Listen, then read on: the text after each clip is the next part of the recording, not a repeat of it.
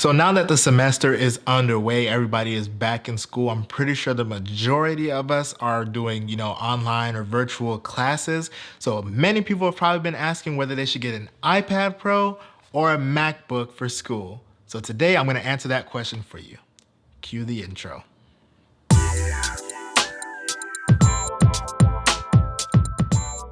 Hey everybody, Lumanis time here. Welcome to yet another video. For today's video, I'm basically going to be discussing whether you should get an iPad Pro or a MacBook for school. So I'm pretty sure that is a main question that some of the students are asking themselves, whether they should get an iPad Pro or a MacBook for school.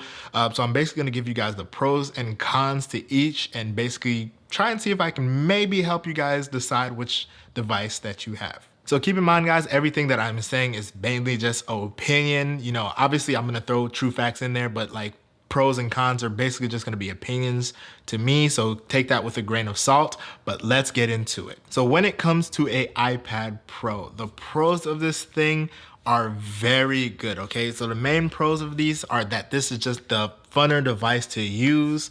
You can do a lot more stuff. These are touchscreen. You can take handwritten notes. You can take handwritten annotations. These things are just great. And these are really, really fast. The iPad Pro in combination with the Magic Keyboard and Apple Pencil is literally an unbeatable combination. It's just crazy. Another pro for the iPad Pro is that, let's say the iPad Pro is a little bit too expensive for you, there is a plethora of different iPad models that you can get, and they pretty much all can do the same thing. So when it comes to some of the cons of the iPad, however, these things can be limited. Let's say if you're going to school for video editing or photo editing, stuff like that. Although you can do it with the iPad Pro, it is just not there yet. That's gonna basically be MacBook Pro territory. You can't really run pro apps such as Final Cut Pro, DaVinci Resolve, After Effects, stuff like that. You don't have Lightroom Classic, you just only have the CC Lightroom.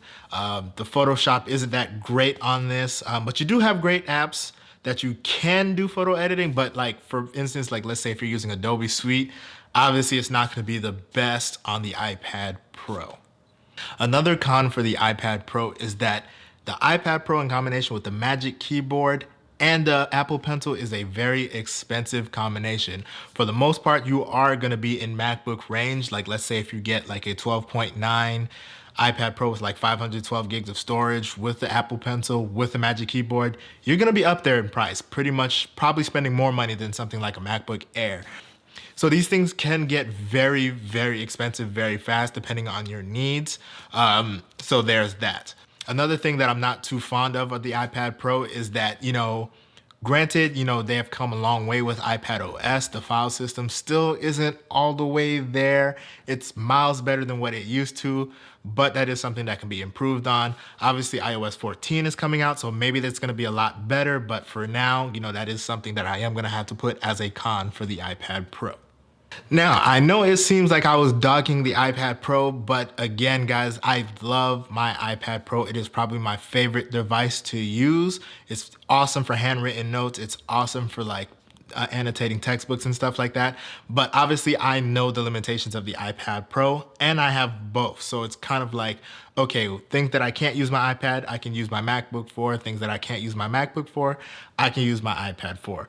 So that's why I listed all of those cons, because mainly we're going in the point of view of somebody that has neither device. So when it comes to the MacBook, one of the pros that I will say about the MacBook is that there is a massive line of Macs. You have the iMac, you have MacBook Pro, MacBook Air, the 12-inch MacBook. You just have a myriad of MacBooks that you can choose from, varying from different prices. So you can manage to get a MacBook Pro very inexpensively if you need to. Another pro for the MacBook Pro is that you don't really have to buy extra accessories for the MacBook Pro. For instance, to kind of get like the same feel with an iPad Pro, you kind of have to grab the Magic Keyboard, which is either a $300 or $350 edition. The MacBook just comes basically everything you need for it to work. So that is going to be a pro for the MacBook. So another pro for the MacBook Pro is that you are able to run Adobe Suite let's say if you go to school for video editing or photo editing, you're able to run a Photoshop, Lightroom Classic, Final Cut Pro, After Effects, Premiere Pro. You're able to run all of that seamlessly with a MacBook Pro, where you can't really do that with an iPad. So in my head, that's a pro for the MacBook Pro or MacBook lineup. So that's definitely going to be another win for the MacBook. So one of the cons for the MacBook Pro is that obviously they can get extremely expensive as well, just like the iPad Pro.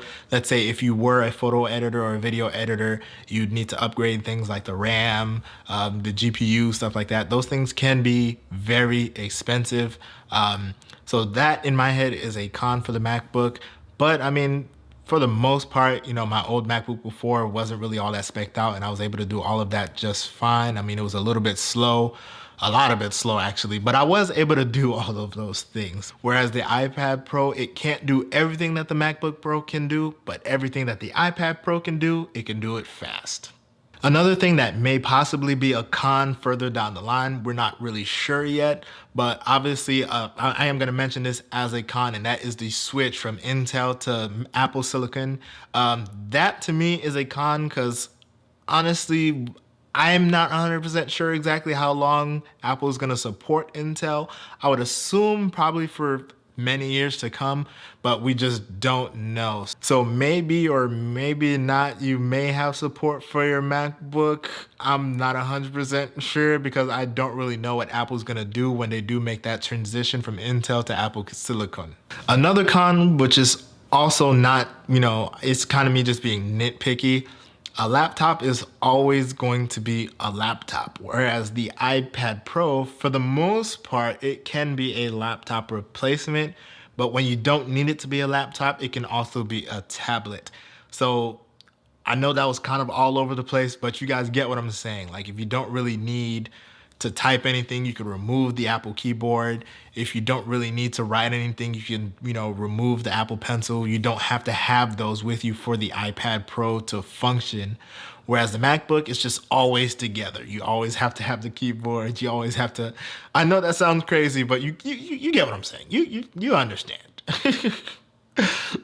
So with that being said, if I only could choose one, guys, keep in mind, I do have both devices, but if I could only choose one, my choice, although I love my iPad Pro, my choice would be the MacBook Pro, because obviously I do YouTube, I do photography, I do videography, I do all of those things, and it's not there yet for the iPad Pro. So my choice would be the MacBook Pro, even though I enjoy using the iPad Pro more. So guys, there you guys have it. That would be my choice, guys. Let me know in the comments what your choice would be. If this video did help you out, go ahead and give me a thumbs up, subscribe to my channel, and hit that little bell notification so you don't miss any videos. Also, guys, don't forget to let me know in the comments whether this video helped you. Let me know what your choice was. Let me know all of that stuff. So with that being said, guys, this is Lumanistan. This has been another video, and I'm out. Peace.